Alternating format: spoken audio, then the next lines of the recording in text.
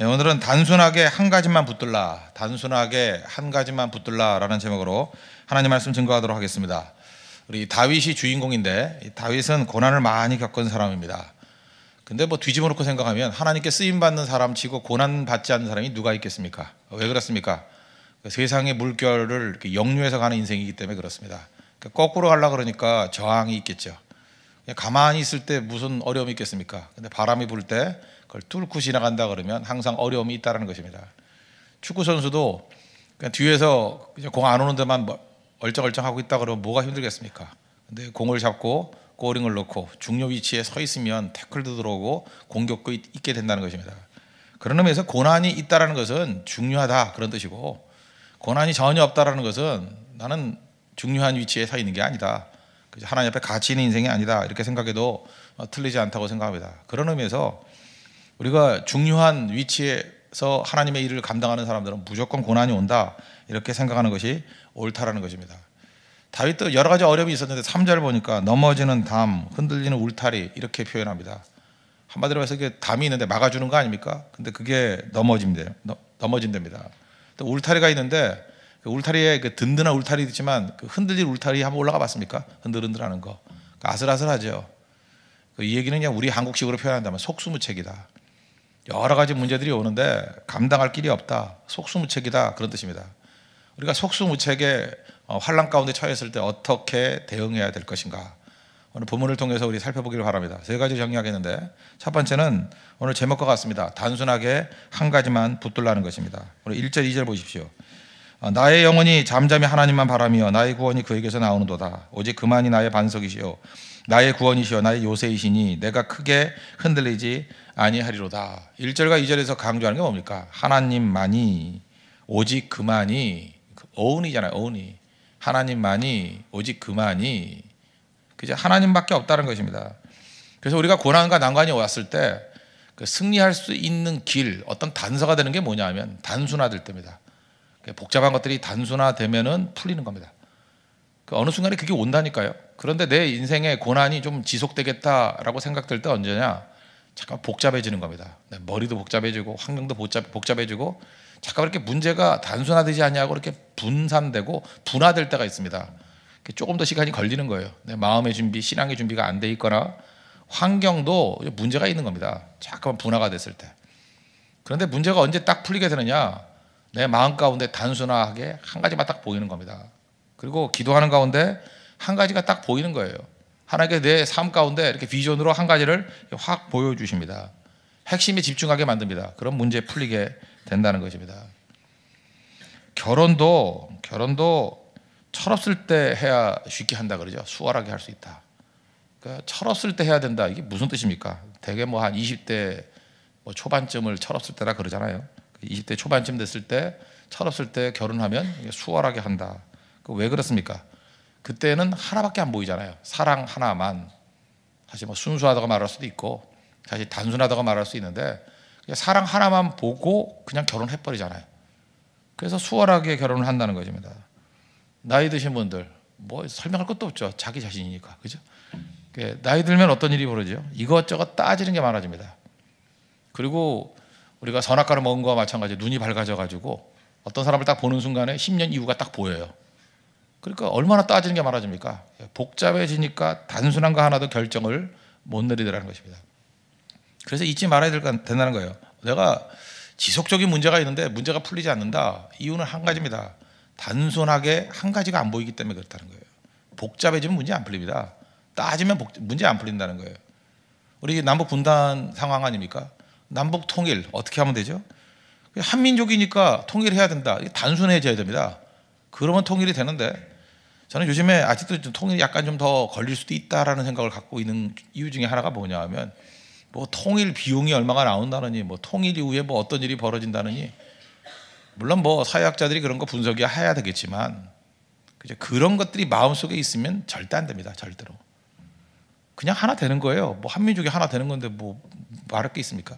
단순하게 그 다음에 나타나는 문제들은 풀어나가면 되는 거지, 그 문제를 풀기 때문에 하나가 된다, 그건 있을 수 없다라는 것입니다. 우리가 기도 왜 많이 합니까? 기도 많이 하는 이유는 딱 한 가지라는 거예요. 단순화되기 위해서. 저도 이제 많은 교회들이나 이런 상황들을 보지 않습니까? 쭉 보면은 결국 죄인이 모인 곳은요, 통합이 힘듭니다. 죄인들이 모여도 어떻게 하나가 되겠습니까? 가족도 하나가 잘 되기 힘든데. 그런데 하나가 되면 무조건 부흥하거든요. 근데 하나가 될 수 있는 길이 어디 있느냐? 대부분 부흥하는 교회들 보면 단순합니다. 그냥 한 가지 집중해요. 우리 모든 사람들이 다 죄인 아닙니까? 죄인이기 때문에 하나님의 은혜와 십자가의 능력이 필요해. 그 십자가의 복음이 강하게 증거되고, 십자가의 복음이 증거된다는 무슨 얘기예요? 단순하다는 거예요. 다 죄인이라는 거예요. 거기에 대해서 이의가 없습니다. 다 죄인이다. 우리는 하나같이 죄인이다. 그럼 하나 됩니다. 예배를 통해서 하나님께 나아가서 주님 만날 수 있다. 단순한 겁니다. 예배 하나 그러면 된다는 거예요. 그런데 생각보다 뭐 좋다라는 프로그램 뭐 이거 두세 가지 막 하는 거 있죠. 이것도 하고 저것도 하고, 그 정신없게 만드는 거는 항상 문제를 일으킨다는 거예요. 단순하시면 단순화. 한 가지 붙들 때 그때 능력이 나타나기 시작한다는 것입니다. 10명의 나병 환자가 있었습니다. 성경에 나오죠. 병자라는 것 때문에 하나가 됐습니다. 간단하잖아요. 우리 나병 환자다 하나잖아요. 언제 분화가 이루어졌습니까? 뭐 한 명만 돌아와서 예수님께 감사를 드렸다. 뭐 그것이 그 성경의 포인트지만 언제 갈라졌어요? 병 낫고 나니까 사마리아 사람이 나타나고 유대인이 나타나는 거예요. 벌써 복잡해지잖아요. 분열이 일어나잖아요. 단순해져야 됩니다. 한 가지 복잡하면 안 된다는 것입니다. 단순화시켜서 한 가지만 바라보는 것, 그게 필요하다는 거예요. 우리 새벽에 나와서 기도하는 성도들의 강점이 무엇입니까? 기도 깊이 하다 보면요, 하나가 보입니다. 그래서 우리 아침에 단순화시켜서 시작하는 인생들이에요. 오늘 이겁니다. 주님만 바라봅니다. 그럼 문제 풀리기 시작한다는 것입니다. 오늘도 뭐 많은 선택의 문제가 있습니까? 뭐 예를 들어서 결혼을 앞두고 내가 A와 결혼해야 됩니까? B와 결혼해야 됩니까? 간절히 기도하십시오. 복잡하면 지금 아직도 결정할 때 아니에요. A입니까? B입니까? 간절히 기도하면 주님이 응답해 주신다는 거예요. C다 이렇게 응답해 주셔요. 그죠? 잊지 말고 하나님 앞에 간절히 기도하십시오. 그래서 단순화시켜서 하나가 보일 수 있는 우리 믿음의 종 되기를 바랍니다. 두 번째로, 이렇게 난관을 이길 수 있는 그 역경과 수렁에서 벗어날 수 있는 길이 무엇인가? 철저한 훈련이 필요하다는 것입니다. 오늘 3절부터 8절까지 내용인데, 특별히 그 4절 한번 보십시오. 그들이 그를 그의 높은 자리에서 떨어뜨리기만 꾀하고 거짓을 즐겨하니 입으로는 축복이요 속으로는 저주로다. 참 험난한 환경 가운데 놓였다는 거죠. 막 떨어뜨리려 그러고 거짓말로 막 공격하고, 그 누가 피야 적인지 아닌지를 알 수가 없다라는 거예요. 그 입으로는 축복을 하는데 내용은 저주고, 혼탁한 인생 가운데 산다는 것입니다. 이게 고난이죠. 그때에 그걸 통해서 하나님께서 우리를 훈련하신다는 거죠. 무슨 훈련을 시키죠? 8절 백성들아 시시로 그를 의지하고. 시시로가 뭐예요? 한 번이 아니죠. 때마다 언제나. 그러니까 반복이란 거예요. 반복적인 훈련을 통해서 하나님께 나아가는 그 모습이 있어야 된다는 것입니다. 하나님께서 귀중한 거 한 번 지키지 않습니다. 반복이 뭐예요? 그게 훈련이라는 거예요. 시시로 그의 앞에 마음을 토하라. 하나님은 우리의 피난처 시로다. 그거를 절감할 때까지. 그래서 하나님께 쓰임 받는 백성들, 특별히 이스라엘 백성들 광야에서 훈련 받잖아요. 훈련 없는 백성이 어디 있겠습니까? 사람은 저절로 사람다워지지 않습니다. 저절로 되는 거 없다라는 거예요. 훈련을 통해서 사람다워집니다. 그런데 동물도 훈련을 하잖아요. 근데 동물을 훈련시킬 때는 효과가 그렇게 크지 않아요. 저도 우리 집에 이제 동물이 하나 있습니다. 그죠? 뭐 동물 같은 인간도 있지만 동물이 하나 있습니다. 그게 이제 한들이라는 강아지인데, 제가 얼마나 훈련을 많이 시킨지 아십니까? 배변 훈련부터 시켜서, 그죠? 총 딱 쏘면 쓰러지는 훈련부터 뭐 덤블링. 정말 내가 그 노력을 딴 데 쏟았다 그러면 걔 인물 나왔어, 인물. 이름은 하늘인데 그죠? 그 머리는 땅바닥인 것 같아요. 그렇게 훈련을 시켜도 그 먹을 거 하나 줘야 하나 따라하고, 하여튼 정말 힘들어요, 진짜. 그냥 느낀 게 뭐냐면, 야, 동물도 훈련시키면 변화는 되는데 정말 그 변화받는 효과가 너무 미미하구나. 몇 마디 알아듣고 반복적인 거 몇 가지 하고 그거밖에 못하더라는 것입니다. 그런데 저는 많은 청년들 훈련시키지 않았습니까? 우리 성도들 훈련시키지 않았습니까? 성도들, 특별히 사람을 훈련시키면요, 훈련받은 사람과 훈련받지 못한 사람은 하늘과 땅 차이예요. 이게 굳이 동물에 비유한다 그러면 1000배, 10,000배 차이 나요. 그래서 훈련에 있어서 가장 중요한 그 가치를 발산할 수 있는 것은 인간입니다. 사람은 훈련 받아야 돼요. 훈련 받으면 이게 뭐 여러분들 지금 있는 가치에 1000배, 10,000배의 가치가 나타난다니까요. 일당 100이 아니라 일당 10,000이 돼요. 훈련 받으셔야 돼요. 훈련. 그래서 결국 하나님의 백성들 광야에서 40년 동안 훈련했다. 그 노예에서 하나님 백성이 되잖아요. 그 어마어마한 훈련이죠. 예배자가 되잖아요. 하나님 앞에 쓰임받는 능력의 통로가 되잖아요. 훈련 받으셔야 됩니다. 그래서 고난은 단순한 고난이 아니라 훈련을 통해서 하나님의 놀라운 일들을 이룬다. 그게 중요하다는 것입니다. 높은 자리에서 떨어뜨린다. 그거 좋아할 사람이 누가 있어요? 거짓의 노예가 만든다. 괴롭죠. 그게 힘들지만 훈련이라는 것입니다. 그래서 광야라고 얘기하잖아요. 광야 실제로 가보면 덥고 메마릅니다. 근데 광야에서 이스라엘 백성들은 엄청난 영적 에너지가 터져나오더라는 것입니다. 광야에서 에너지가 나오잖아요. 바벨론에서 에너지가 나오잖아요. 끌려가서 에너지가 나오잖아요. 여러분의 삶 가운데 유전이 터져나오듯이 막 엄청난 에너지가 쏟아져 나올 때가 언제냐? 광야의 훈련 때라는 거예요. 훈련 받으십시오. 여러분 인생이 달라진다는 거예요. 훈련 안 받으면 돌아지고 훈련 받으면 산삼입니다. 잊지 말라고요. 하나님 앞에 잘 훈련받는 우리 믿음의 종 되기를 바랍니다. 김연아 선수 뭐 스케이트 잘 탄다 그러지 않습니까? 그래서 뭐 그냥 잘 탄다가 아니라 한번 쭉 읽어봤어요. 이 김연아 선수가 어떻게 준비를 했는가. 그래서 자기가 얘기했던 거, 부모님이 얘기했던 거, 뭐 그 코치들이 얘기했던 거 이렇게 쭉 보니까 7살 때부터 스케이트를 탔대요. 그러니까 여러분들은 지금 시작하면 늦었습니다 이미. 그러니까 7살 때부터 했대요. 그런데 매일같이 훈련을 했는데 아침 9시부터 언제까지 훈련했을 것 같습니까? 밤 1시까지래요. 새벽 1시까지. 그러니까 하루의 훈련 시간이 16시간이었대요. 이거를 하루도 안 빼놓고 20살까지 그렇게 했대요. 13년 동안. 13년 동안. 그러니까 지난번 그 밴쿠버 올림픽 할 때까지 13년 동안을 이렇게 했답니다. 매일. 그리고 매일 뭐 점프를 하는 걸 30번 했대요. 뭐 점프하는 게 뭐 힘들어 그랬더니 그게 아니고요. 그 4바퀴 도는 거 있잖아요. 3바퀴 반인가 뭐 트리플 악셀 뭐 이런 거. 뭐 그런 거 있죠. 그 3바퀴 인간이 팽이가 아닙니다. 내가 이거 한번 따라 하려고 하면 돌아봤어요. 물론 한 바퀴밖에 못 돌겠어요. 돌아서 제자리잖아요. 돌아서. 물론 땅바닥이란 걸 알기 때문에 그래서 푹신푹신하게 깔아놓고 그죠? 다 깔아놓고 안전하게 한 바퀴를 팩 돌아서 한 바퀴는 돌겠더라고요. 근데 머리도 돌아요. 그래서 내가 조금 더 해보려고 그죠? 트리플까지는 아니고 한 번 돌고 조금 더 도는 걸 악셀이라 그러더라고. 한 번 더 돌라고. 그래서 한 바퀴 한 반 정도 돌라 그랬더니 아무리 도 안 돼요. 훈련이 안 되니까. 물론 얼음판이 아니라서 안 될 수도 있겠지만 미끄러질 때 도는 거지만. 근데 제가 거기서 느낀 게 뭐냐면 그 운동선수들이 진짜 훈련할 때에도요. 한 번 이렇게 3바퀴 4바퀴 돌면은 핑 돈대요. 쉬운 게 아니래요. 왜? 높이 점핑을 해야 되잖아요. 높이 점핑만 하면 됩니까? 무겁게 되면 안 되고 또 아름답게 해야 되니까. 그러니까 수없이 연습하는 거예요. 계산을 보니까 하루에 30번씩 돌았다. 그거를 뭐 10몇 년, 1년 뭐 계산해 보니까 1년에 10,000번씩 도는 거야. 10,000번씩. 그죠? 그 엄청나게 도는 거죠. 그 10년 동안에 그 계산해 보니까 10,000번 돈 거예요.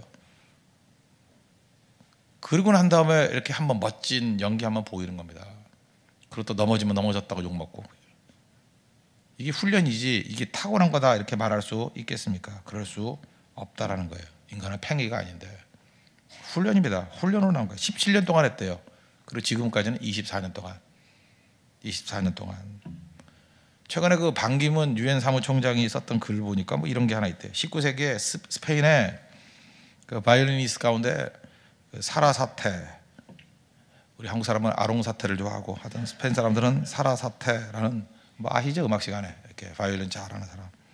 어떤 비평가가 그랬다는 거예요. 사라 사테는 바이올린의 천재다. 그 얘기를 듣고 사라 사테가 혀를 찼다는 거 아니에요? 그 비평가를 향해서 내가 천재라고? 37년 동안 하루도 빠짐없이 14시간 동안 바이올린 연습했대요. 37년 동안 하루도 빠짐없이 14시간씩 바이올린 연습을 했대요. 근데 저 사람은 나보고 천재래요. 천재입니까? 아니란 얘기죠. 훈련이에요. 훈련. 누가 천재래요? 세계 천재가 어디 있어요? 잊지 말라고 여기 훈련 받아야 그 가치가 나타나기 시작한다는 것입니다. 하나님께서 우리에게 주셨던 모든 기회를 다 통해서 그것이 훈련이 돼서 훈련은 우리의 가치를 드높이는 어마어마한 능력이 있다는 것입니다. 오늘 고난이라 그러지 말고 훈련이라는 생각을 갖고 사라사타 같이, 어떤 때는 김연아 같이, 어떤 때는 광야의 이스라엘 백성 같이 강력한 하나님의 백성이 되는 은혜 역사가 있기를 바랍니다. 세 번째로 우리 수렁에서 탈출하는 길이 무엇인가? 하나님이 모든 것의 결정권자라는 것입니다. 하나님께 나아가라는 거예요. 이게 중요한 거죠. 10절을 보니까 포악을 의지하지 말며 탈취한 것으로 허망해지지 말며 재물이 들어도 거기에 마음을 두지 말지어다. 세상은 이런 거 믿으라 그러잖아요. 포악한 자 그러면 싫다 그러지만 저 사람은 힘이 있어 뭐 이런 거 아니에요? 재물 왜 의지하죠? 재물이 힘이 있으니까. 근데 이게 모든 걸 결정하는 게 아니라는 거예요.